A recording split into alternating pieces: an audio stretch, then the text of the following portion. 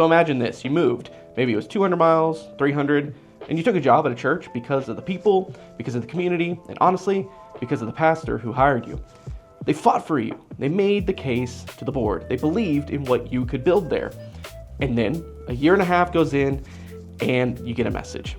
Your pastor is being moved. Not fired, not retiring, just moved. Somebody in an office you've never seen made a decision, and the person who hired you, the person you've built a working relationship with, the person whose vision you've been executing every single week is now leaving. So what do? Do you panic? Do you start updating your resume? Or do you keep showing up on Sunday morning like nothing ever happened? Now, I've been going through this exact situation, and I'm going to tell you exactly what I did right, what I got wrong, and the one thing I believe more now than I did before this transition started. Now, quick context if you're not a United Methodist. We're on an itinerant system. Pastors get appointed to churches by a bishop and a district superintendent, and that appointment can change.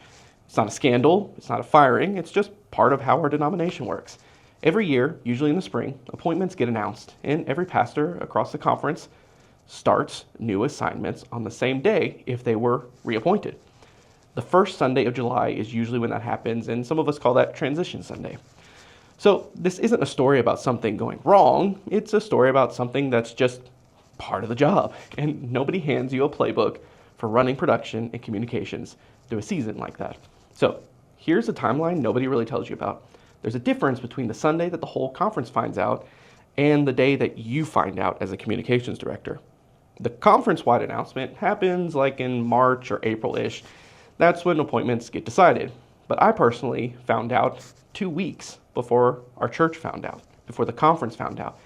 Because from the media and communication side, I needed some lead time to make sure that every beat was ready to go the Sunday that we told the congregation. In those 2 weeks, here's what actually had to happen. We had to shoot video for our current pastor's send-off, content for his new church, essentially helping him launch somewhere else while he was still finishing up with us. And we had to build the copy and content for how people outside the building were going to find out as well, not just the people sitting in the room that Sunday morning.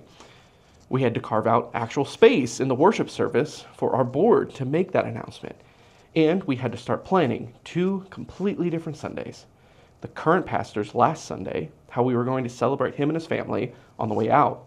And the new pastor's first Sunday, how we were going to celebrate him and his family on the way in. So that's a lot of production and planning packed into a 2-week time frame, and none of it was optional. Now here's a fun little quirk about the itinerant system. You're not technically allowed to just reach out to your new incoming pastor the second you hear a name. Official communication doesn't really start until announcement Sunday. Now once that door opened, I sent the new pastor a 7-page PDF.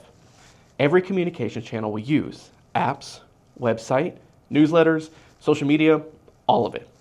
I gave him a rough breakdown of how far in advance we need sermon topics and slides, how our graphics process for a sermon series actually works, and I opened it by letting them know straight up, you don't have to know any of this right now. I just know that come July, this is going to feel like a fire hose of new information, and I wanted to turn that fire hose down just a little bit before it hit him. And from the worship side, I asked something simpler. Where did he feel like he was headed those first couple of months, series-wise? So we could start planning worship and song selection together instead of scrambling week to week once he actually arrived. Now here's one thing that could have gone very differently. About a year before all of this, we'd already gone through a full rebrand. New look, new identity, the whole thing. And when the new pastor came in, he didn't ask us to touch any of it. Lower thirds, graphics, social media, logo, all of it stayed exactly the same. His words to us were basically, keep doing what you're doing for the next few months. Don't make any abrupt changes. Eventually, I'll catch up to you.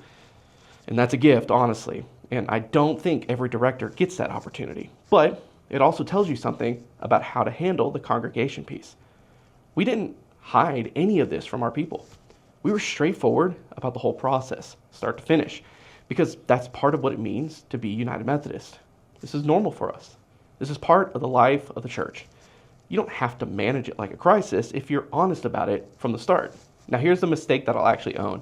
Even with that 7-page document, with the planning, the technology side of his onboarding was kind of a mess. We didn't even nail down whether he needed a new computer for his office until it was too late. And that sounds small, but it's not small when he's sitting there waiting on a computer to get logged into Planning Center, Google Suite, everything he needs to actually do his job. All in, it took us 2 to 3 weeks to get him fully onboarded onto our systems. 3 weeks of him working around gaps that a checklist could have closed before he ever walked into the door. So if I ran this again, hardware ordered and software access provision before day one, not after. That's the difference between a smooth first month and 3 weeks of friction. So back to that question from the beginning. You've built a life around a place, around a church, and this person that brought you here is now leaving. Do you panic? Well, here's where I landed. If you're actually called to a place, if you're supposed to be part of that community, it doesn't matter who's standing in the lead role. I was sad, of course. I loved working with this guy. I loved what we built together, and none of that's going to change. But I wasn't afraid because I knew I was exactly where I was supposed to be. The transition was never about whether I belonged there. It was just something we were all going to work through together. Now, if you're watching this and thinking about your own team, ask yourself the harder question. Could your team run a Sunday like this? A Sunday where you're announcing something emotional to your congregation, executing flawlessly on camera, and holding it together while everyone in the room is processing this change? That's exactly what my bench depth assessment is built to help you answer. It'll show you whether your volunteer bench is deep enough and ready enough to handle a Sunday like that. Links in the description below, completely free. Go check where you and your team actually stand. Hey, I got more videos like this coming out, and I want you to be the first to know about it. So if you want to keep up with what's going on here, go ahead and hit that subscribe button. Turn on the bell notifications because I want you to be one of the first ones to know. I thank you guys so much for stopping by, and I'll see you in the next one.